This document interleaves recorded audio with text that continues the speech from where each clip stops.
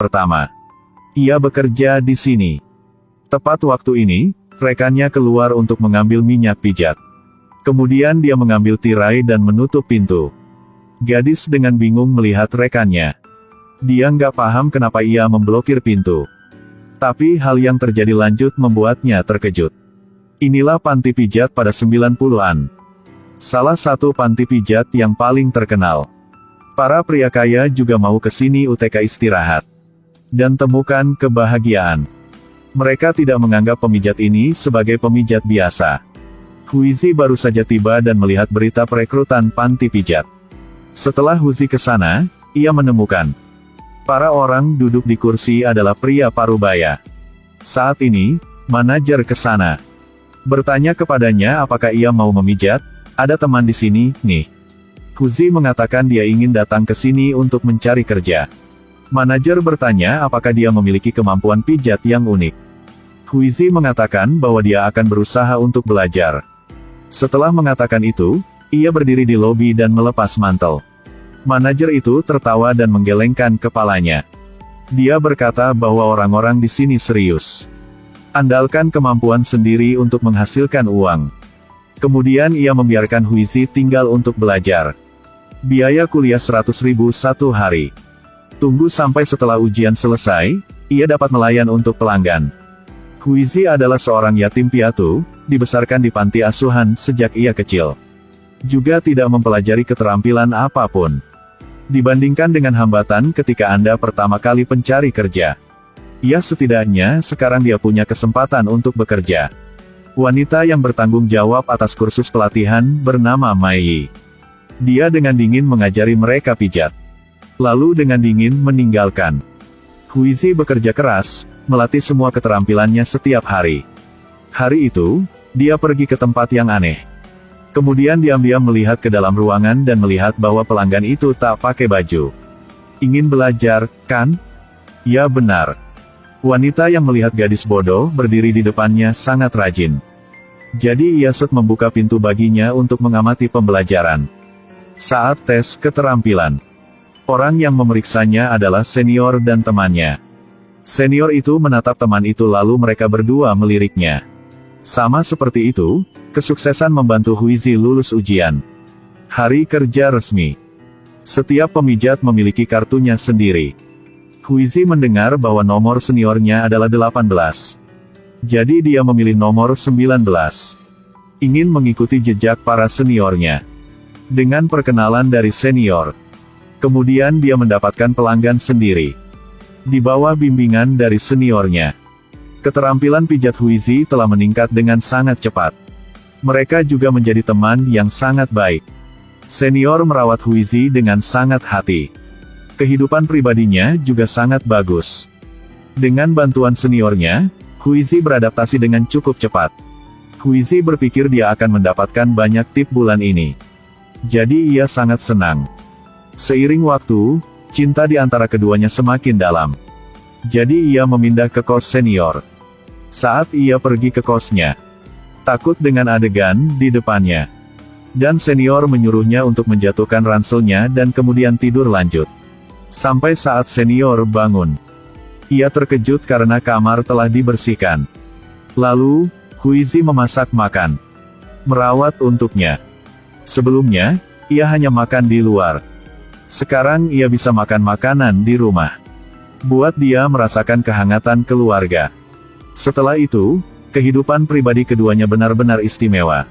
Setiap kali ia keluar, ia dikejar oleh banyak orang. Ada bocah menelepon untuknya. Sampai malam, mereka terus saling menelepon. Berubah menjadi seseorang yang suka mengendalikan kekasihnya lagi. Pada waktu yang luang, mereka menonton film bersama. Sangat senang. Terkadang mereka menangis memang sangat menyakitkan. Dua hati pengembara yang kesepian telah datang dekat satu sama lain. Hari itu, orang tuanya menelepon untuknya. Gemna, mereka hanya tahu uang. Barusan telepon maka minta uang lagi. Mereka belum pernah peduli aku Gemna.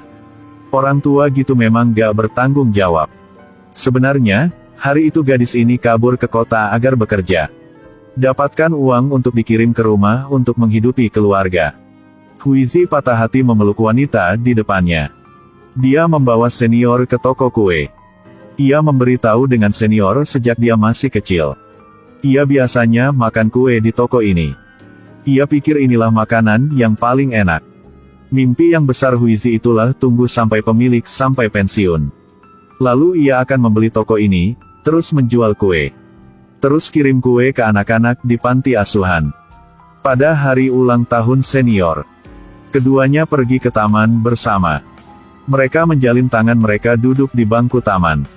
Kemudian tulis keinginannya di atasnya. Tapi adegan indah cepat memudar. Hari itu, ia menemukan ia berhamil. Hal tersulit adalah dia tidak tahu siapa ayah bayi itu. Karena pada malam itu, ia mabuk dan gak ingat apapun. Orang tuanya masih menunggunya untuk mendapatkan uang untuk menghidupi keluarga. Jadi dia memutuskan untuk menggugurkan bayi ini. Huizi pergi ke rumah sakit dengan seniornya. Dia sedang duduk di luar jendela dengan sangat gugup. Sebelum operasi, Huizi tiba-tiba berlari masuk dan menarik senior itu keluar. Dia khawatir sesuatu akan terjadi pada tubuhnya. Jadi dia memutuskan untuk membesarkan bayinya dengan seniornya. Persis seperti itu, bayinya lahir. Yang terpenting mereka merasa bahagia. Jadi mereka menamai anak itu, Bahagia. Setelah lahir bayi, mereka wajib menjaga anak siang dan malam. Bayi sering menangis tanpa henti di tengah malam. Meskipun Huizi sangat mengantuk, tapi tetap bangun dan hibur bayinya. Senior melihat bayi yang lucu dan Huizi berbaring di samping. Merasakan pemandangan di depannya tak terlupakan. Dia dengan penuh semangat mencium dahi Huizi.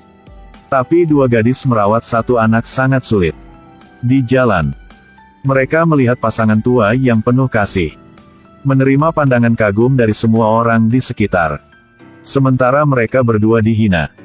Hei, kamu tak ada suami, kan? Gak tahu, belum pernah melihat suaminya. Aku hanya sering melihat dua gadis ini bersama. Mutah sekel. Wanita merasa tidak nyaman dengan kata-kata ini. Ia dengan marah memperingati semuanya. Untungnya, Huizi mencegahnya. Hanya untuk bisa menghentikan pertarungan. Huizi bahkan tidak bisa membuka hatinya. Ketika senior mencoba untuk bergerak maju berkali-kali. Lalu dia masih memilih untuk mundur. Senior yang sensitif juga memahami penolakan dari Huizi. Pada saat itu, hatinya merasa menyakitkan. Sebelum menyerahkan Makau, adang-adang ada preman di jalan juga. Akibatnya, toko-toko di jalan tidak bisa berbisnis. Semua orang di panti pijat mencari orang yang lewat. Semoga bisa terus menghasilkan uang. Senior dan Huizi karena ingin membawa bayi. Mereka tak bisa menghasilkan uang. Untungnya, baru-baru ini, ada seorang pria yang sering mencari Huizi. Ini juga dianggap menghasilkan sedikit uang. Senior merasa bahwa pria ini tidak biasa. Memang, setiap hari, pria ini memegang bunga dan berdiri di depan pintunya. Senior melihat dia. Ia merasa bingung. Tapi itu tidak tunjuk di luar. Bayi jatuh dari sofa. Membuat kepala membengkak satu benjolan. Keduanya buru-buru berlari ke sana untuk memeluk anak itu. Mereka dengan panik tak tahu harus berbuat apapun. Pria itu merasa bahwa sesuatu yang buruk akan terjadi sehingga dia bergegas. Dia buru-buru bertanya apakah dia punya es untuk bayinya. Lihatlah pria jujur di depannya. Kesan seorang wanita terhadap pria ini juga telah berubah. Dia melihat bunga yang dibawa oleh pria ini. Sarankan untuk mengundang Huizi makan malam. Hati senior juga telah banyak berubah. Huizi berkata, kecuali bayi. Undang tamu untuk makan hanya demi makan. Tak disangka bahwa pria itu sudah siap. Ia telah melamarnya saat makan.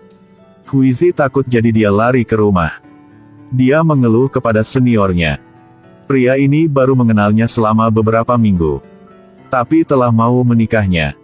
Senior merasa tepat bagi Huizi untuk bersama seorang pria. Tidak adil baginya untuk tinggal bersamanya untuk merawat anak itu. Sejak itu, senior mulai sengaja berkencan dengan lebih banyak pria. Sering di luar tunjukkan bahagia. Sengaja tunjukkan di depan Huizi. Menunjukkan bahwa dia tidak peduli di depan Huizi. Hal ini membuatnya merasa kecewa. Sampai hari Makau dikembalikan. Semua orang berkumpul di sini untuk merayakannya. Sekaligus, senior merasa kesal dengan Huizi. Dia dengan marah bertanya pada seniornya, mengapa tidak menyapa dan membawanya pulang? Ia berkata, katanya dia menemukan pria itu. Menjaga bayi di sisinya akan menghalangi dia. Berharap Huizi tidak mengganggunya lagi. Huizi tak disangka. Senior pernah merawatnya sekarang berubah begini. Dia menangis keras dan meninggalkan.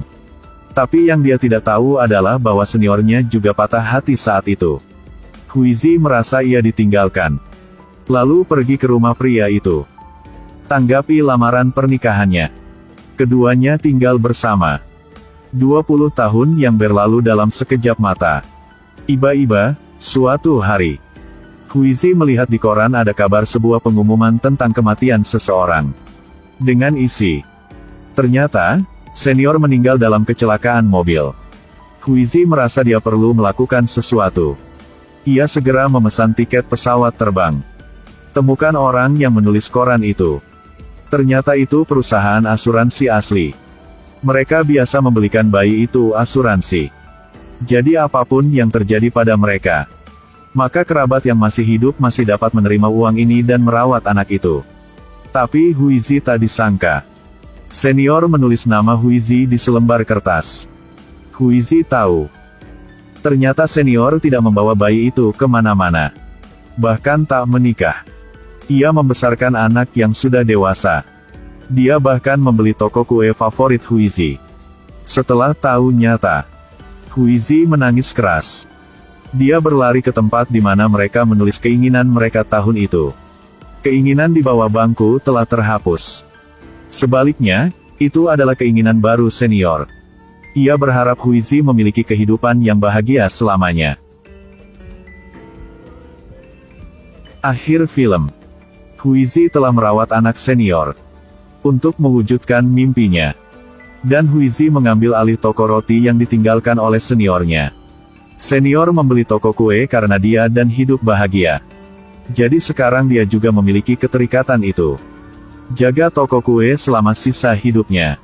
Bagaimana perasaan Anda tentang cinta mereka? Persahabatan atau cinta? Film berakhir di sini.